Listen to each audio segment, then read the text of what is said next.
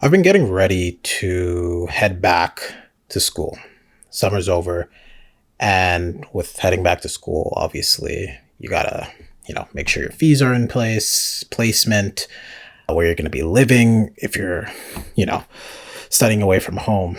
And it's just been a really long and I wouldn't say arduous, but just a long process. And I'm very grateful for my parents that they're able to kind of help me and support me through this time because it's not cheap. It's not cheap, I'll tell you that. But through this time, just getting ready, getting the fees together, I've just personally just been feeling very, very guilty, just very not low mood, but just very, I've just been pensive, if you could say, because I'm 21, turning 22 now. I'm at the age where a lot of my friends are getting ready to find their first like real job. And some of them have already started working and they may have internships and whatnot. And that's good. That's great. And I am genuinely happy for them. But it kind of, when you look inwards on yourself, it kind of makes, at least for me, feel like, oh my God, I'm still living with my parents. I'm still not necessarily being able to support them in the way that I would love to.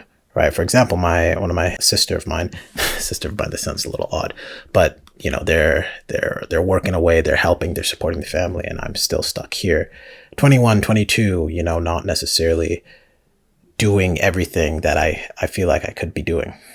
And it hits a bit different when your parents are, going to work. You see at least for me, seeing my dad going to work every morning, seeing my mom come back from the night shifts. And it makes me feel as if I'm not doing enough. It makes me feel as if I haven't really been spending my time usefully, or I'm not like, it makes me feel like, oh, I'm kind of like a little bit of a failure because, I should be retiring my parents by now. I should be doing this. I should be doing that. And I think with all this comparison and all of these negative emotions, I felt like it probably would be the best to make a video and kind of talk about why you'll never fill your parents' shoes or the people who are kind of the closest to you and kind of allow you to live the life that you are. But that in and of itself isn't a bad thing. And what I mean by that is, I'm sure if you live in a first world country, or perhaps you live a comfortable lifestyle, your parents will tell you all about this, where, they grew up in a poor or perhaps not the most fortunate families, that they had to sacrifice a lot, had a lot of struggles growing up, plenty of siblings, maybe not all the happiest endings for all of them, right? And they'll tell you about the struggles that they had, the sacrifices that they had to make in not only their home country, but perhaps if they went to a new country's, long hours, multiple jobs, perhaps a lot of friendships strained, maybe not to the best of their ability. And, you might hear this after, a day where you're just lazing around, being lazy or just not doing much. And you're like, okay, cool, like whatever.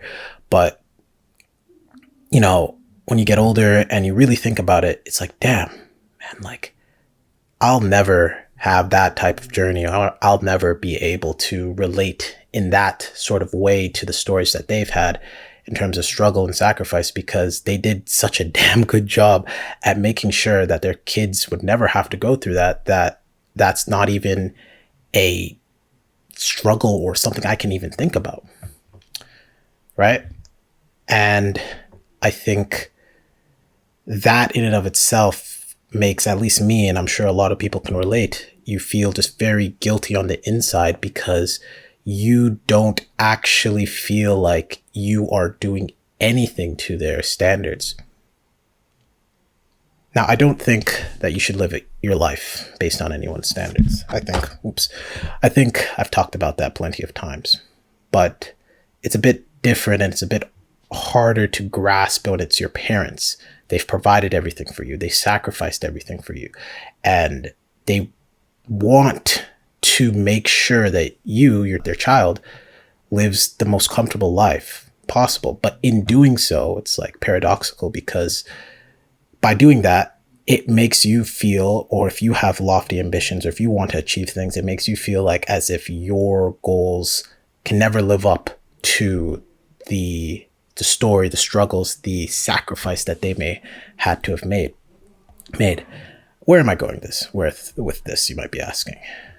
As I said before, I don't think that story, that struggle, that sacrifice, those shoes that your parents have just left in front of you, I don't think that's yours to fill. I don't think it should be filled by you. And I think I'm speaking very metaphorically, but concretely, you should not be concerned with living up to that story, that narrative that your parents lived through.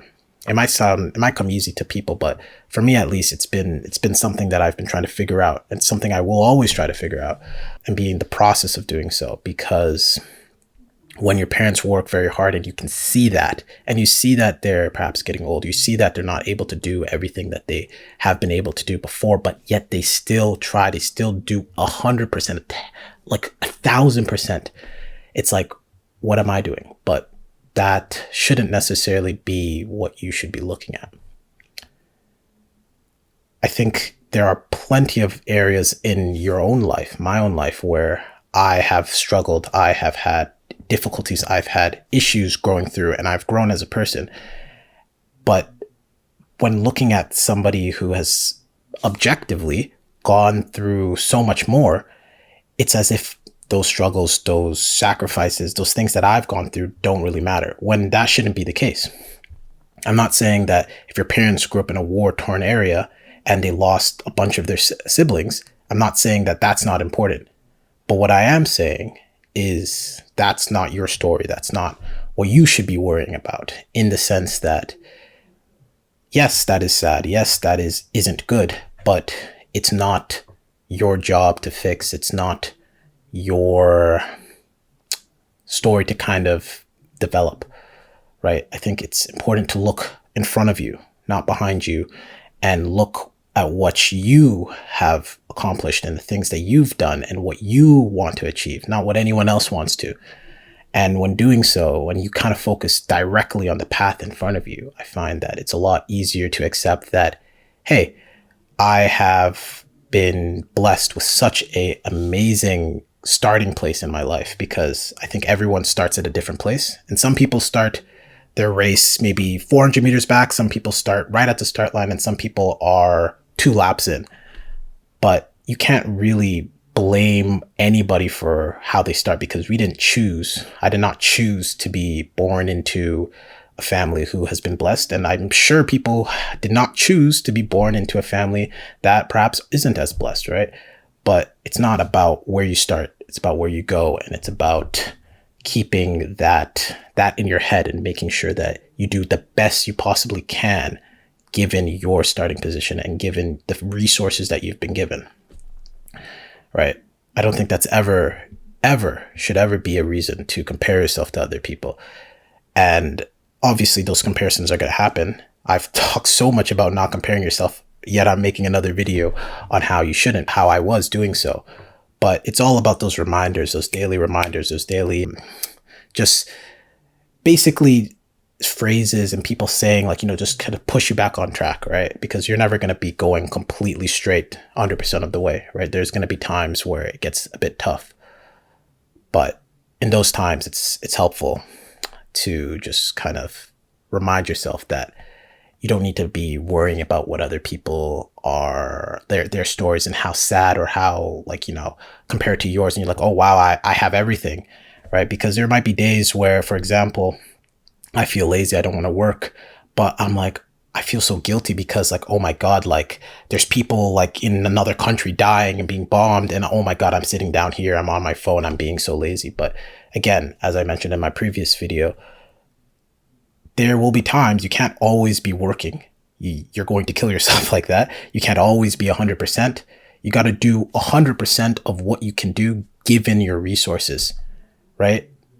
If you have, like, I was going to make a crazy analogy, but again, you can't expect to create color if you only have a black and white pencil, right? Like, if you're not given those resources, boo-hoo, but you got to do the best with what you have, right? That doesn't mean you slack off, but that just means that Don't expect something when it's not possible, right?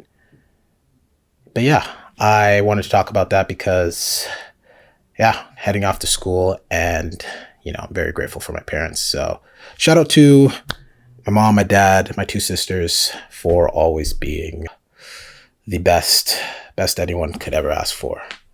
But yeah, got a new mic, or not a new mic, but connected my mic to my phone. So hopefully the quality is better. And yeah, see you guys in the next one.